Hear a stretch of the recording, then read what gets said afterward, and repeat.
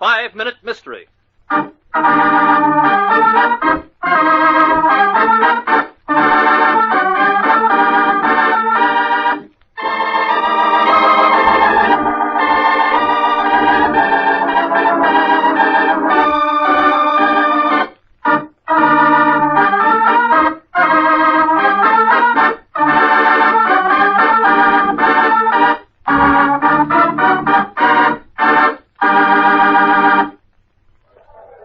Inspector Craig, I just decided that working for the police department is very ratifying, especially even more so when it gets us free passes to the circus. The word is gratifying, nimble-brain. To ratify means to put your stamp of approval on something. So that's what I said. With me, it's very much okay. When I was a kid, I was always crazy to join a circus.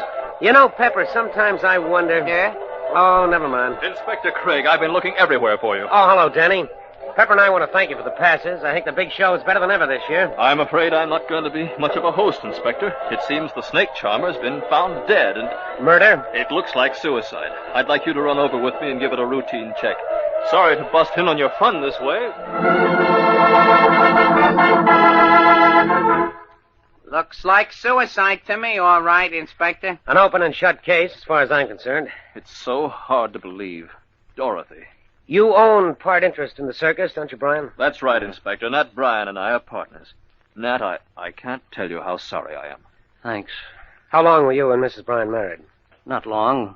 I can't believe she'd do a thing like this. She was the snake charmer, right? Yes.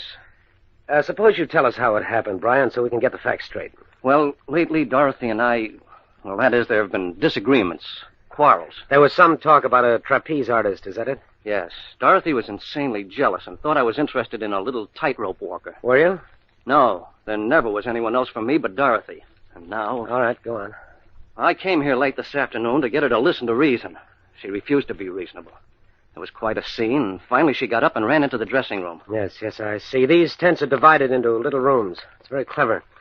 You were out here, is that it? Yes. And she went into what could be called the other room. All right, go on. I had no idea what she intended to do. Otherwise, I just can't seem to realize. We understand. Of course we do, Nat. Go on. Well, that's all there is. She shot herself. And I was sitting here all the time. After a while, I got up and left.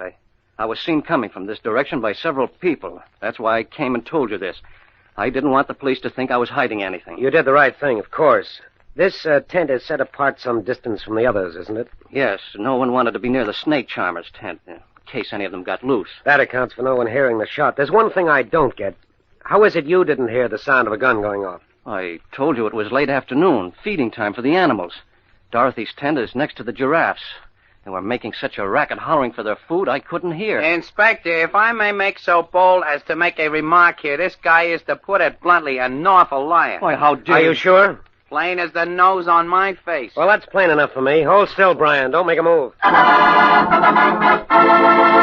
In a moment, Pepper will reveal the clue that led him to believe it was murder, not suicide. But first...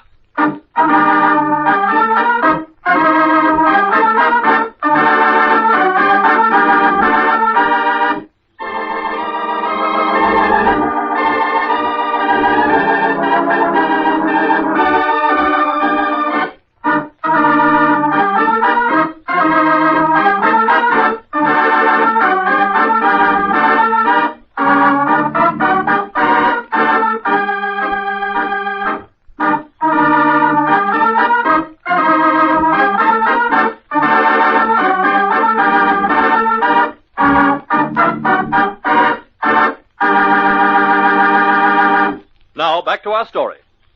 You better explain, Pepper. How do you know he's lying? Because giraffes is like turtles. They don't make noises. Brother, is he dumb. Good work, Pepper. Okay, Brian, you're under arrest.